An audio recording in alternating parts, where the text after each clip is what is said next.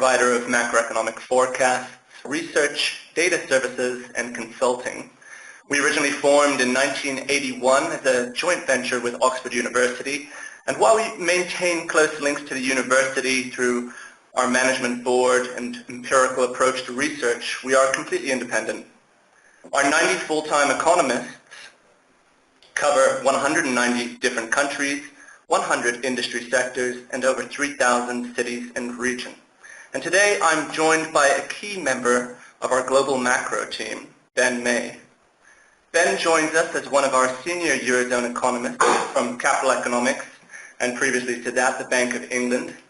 And given the interest generated from his recent research brief titled The ECB's TLTROs, Bazooka or Peashooter, he's here today to talk to us about why the market seems to be underestimating its potential impact on the Eurozone. Now you'll see in the right-hand side of your screen, for those of you that are joining on WebEx, you have a place to ask questions. Please feel free to do so and direct them to Adrian Kachaturian. And if you have more general questions, my contact details as Head of Financial Markets here are on the screen, so please feel free to get in touch with me at any point during the presentation or after regarding our services. So without further ado, I'll pass the reins over to Ben. Thank you, Raka. As Raka has already said, I'm going to talk a bit about the possible effects of the policy measures by the ECB. So to begin with, I'll just give you a brief outline of what I'm going to cover in this presentation. So I'm going to begin with looking at what the impact of the measures that have been announced have already had on financial markets and the economy. I'll then look at how the TLTRO program works. I'll then look at how much demand there may well be for these loans from the banks. And then I'll look at whether we think that there's a reasonable chance of a pickup in bank lending on the back of this program. And finally, I'll look at what the likely effects may be on the economy. So before going into the TLTROs themselves, I'm just going to briefly focus on the sort of recent impact on the financial markets of the measures announced by the ECB. So to start off with, this chart here shows overnight Eonia and 3-month Euribor. And as you can see, since June, there's been some reasonable falls in both measures. And in fact, while Eonia is fairly volatile, both it and the 3-month Euribor are now pretty much close to or at record lows.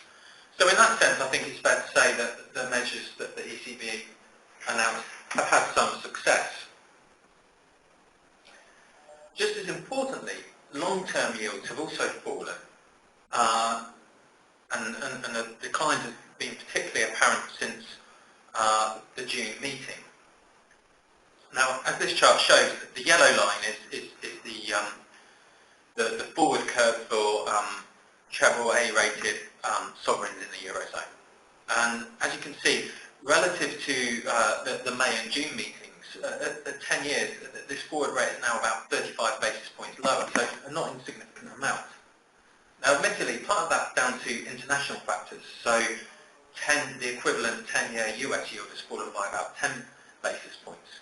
But this does suggest that there's probably been some Eurozone-specific factors going on, which may well be, to a large part, down to the ECB's actions.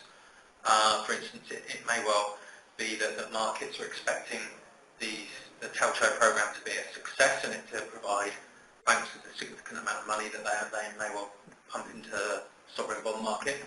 Alternatively, it could even be a sign that markets now think that QE by the ECB is more likely.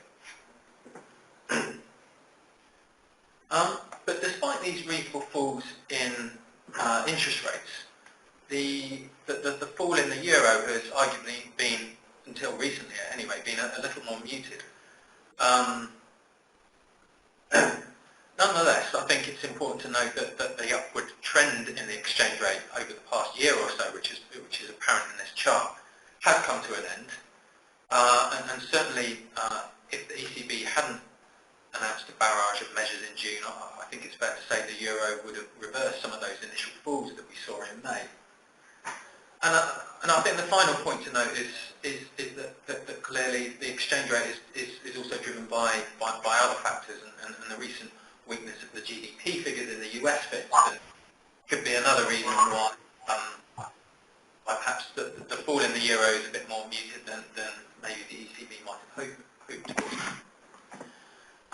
Using our global economic model, we can assess what the financial market impacts of the economic effects of these financial market moves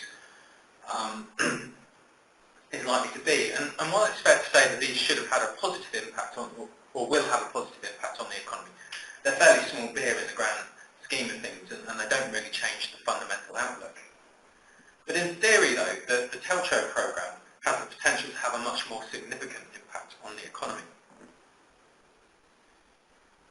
To illustrate how significant, in theory at least, it could be, this chart just shows the relative size of the TLTROs to a number of variables. So overall bank lending to the private sector, Eurozone GDP, and Eurozone banks' assets. This is under the assumption that there was 100% take-up of the TLTRO program, so we're talking about 1 trillion euros. So as you can see, that trillion is pretty significant in the grand scheme of things. And therefore, at least in theory, it suggests that there's certainly the potential for it to be something of a game changer. The other point to note is that the TLTRO program will affect banks throughout the region. This chart here just shows the estimated share of TLTROs for all the different economies based on the assumptions that they took up their entire allotment. So before going into a bit about how high we think the take-up will be and the knock-on impacts of that, I'm just going to very briefly go through some of the details of the program. So in theory, about 1 trillion can be borrowed by banks under this program.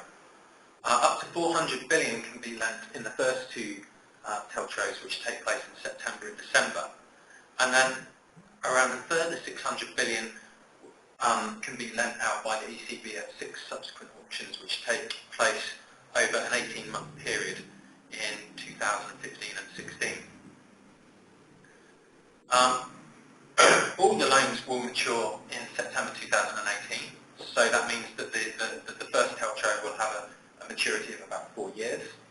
And the interest rate will be fixed at the fee rate at the time of the auction, plus a 10 basis point addition.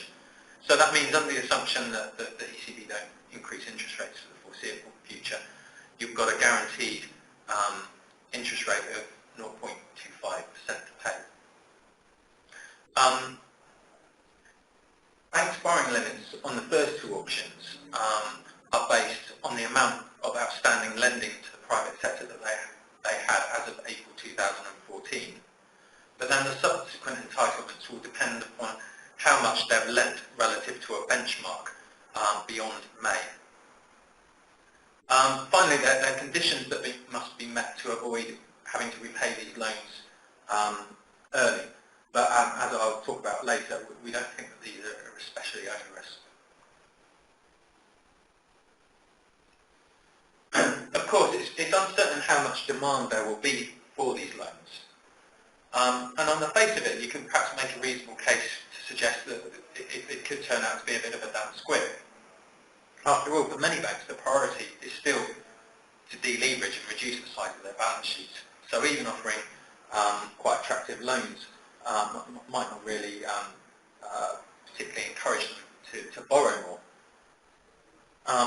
And as this chart shows, what you can see is that the outstanding three-year LTROs that have been lent out to banks have been falling over the last couple of years as banks repay these 3-year LTROs early.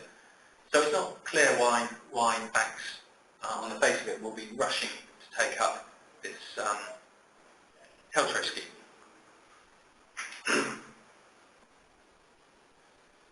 But despite all that, we certainly think that there are some good reasons to think that the take-up could be pretty high.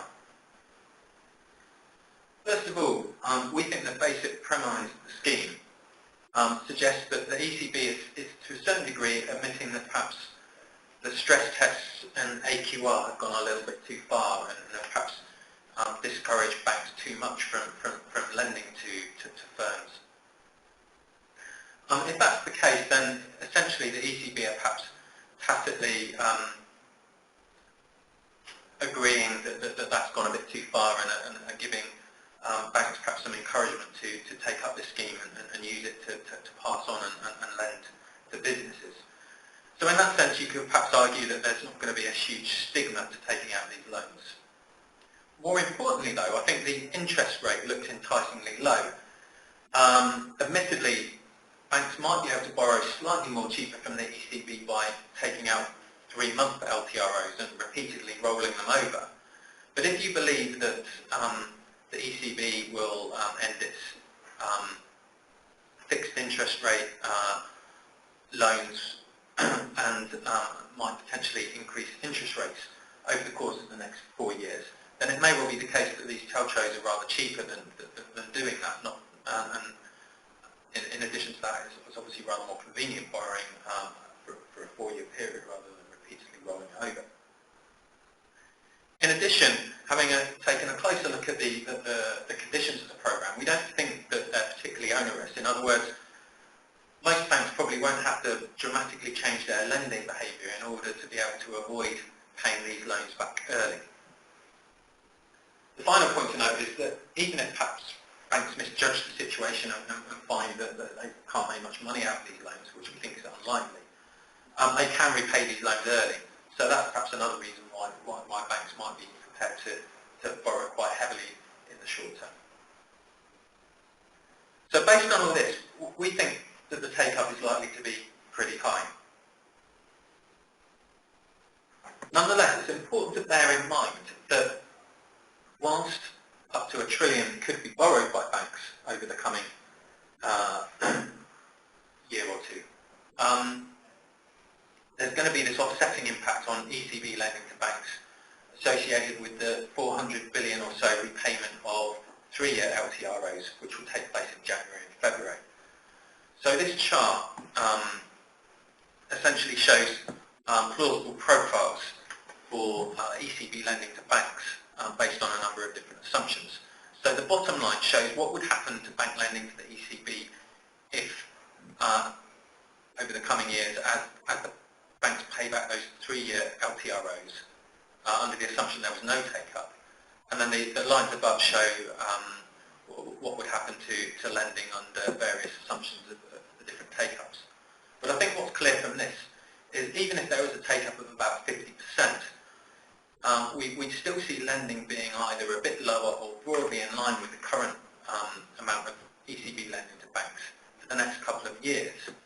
And even if there was 100% take-up, ECB lending to banks still wouldn't reach the peaks that we saw in 2012.